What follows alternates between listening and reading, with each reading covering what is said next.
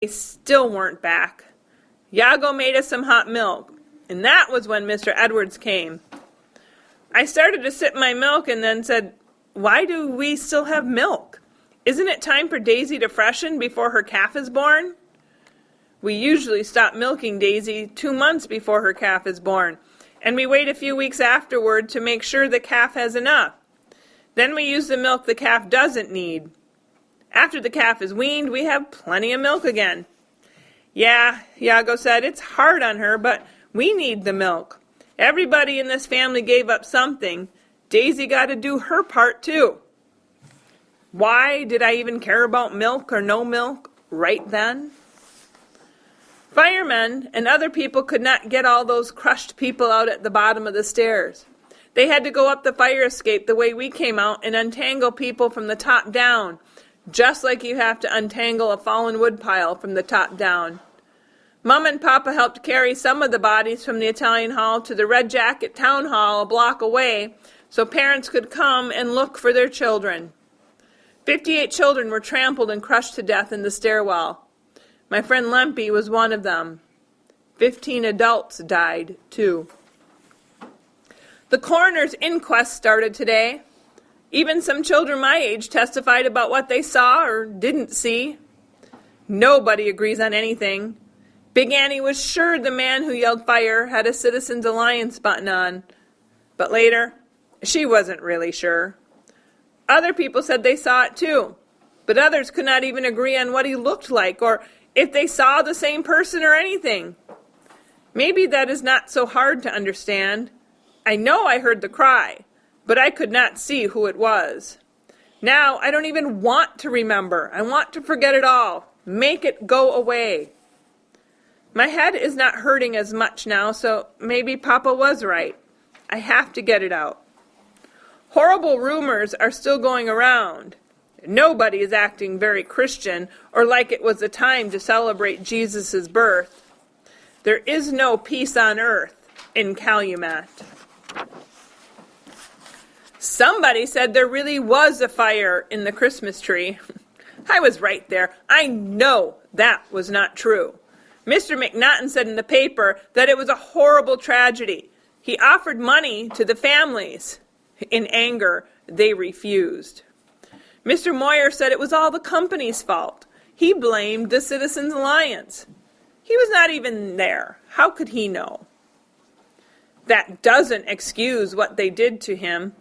The day after Christmas, Sheriff Cruz went to see Mr. Moyer at his hotel room in Hancock. He said he could not protect him anymore if he did not take back what he said about the Citizens Alliance. Mr. Moyer told Sheriff Cruz to get out. Right after he left, a bunch of men came and beat up Mr. Moyer. They kicked him and shot him in the back and then dragged him to the train station. They threw him on the train to Chicago. Sheriff Cruz has not started to investigate that yet.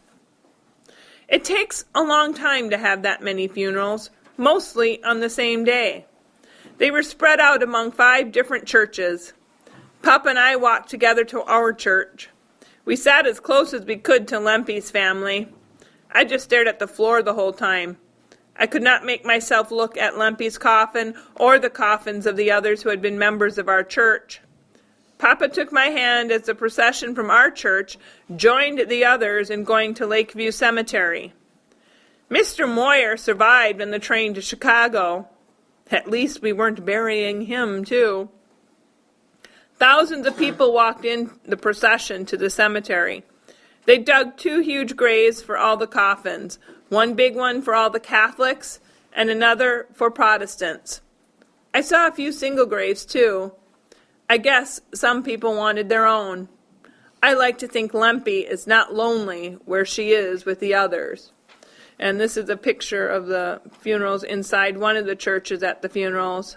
They're not quite sure, but it's most likely the Finnish church.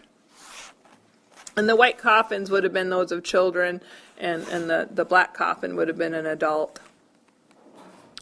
So God sent fresh snow.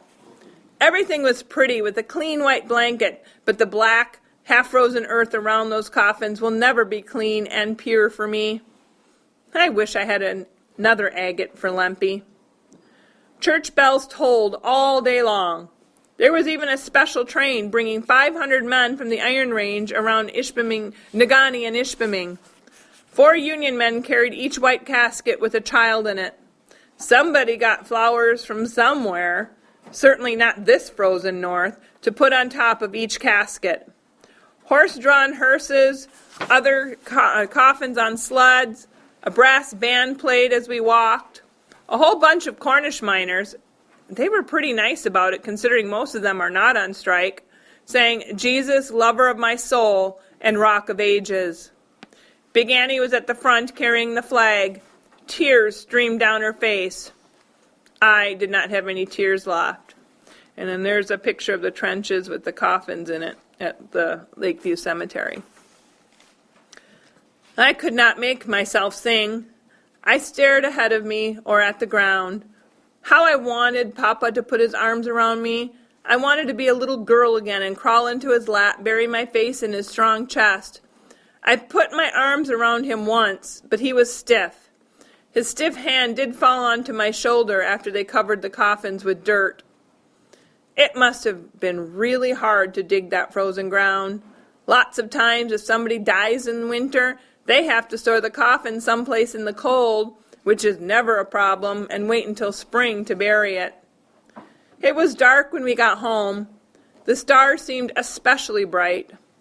I could even see Orion's belt and his hand on his shield. I can see the stars now, too. I think I will turn off the lamp and count out 73 stars, or maybe more. People keep arguing about exactly how many died. I will count Polaris, the North Star, for Lempe.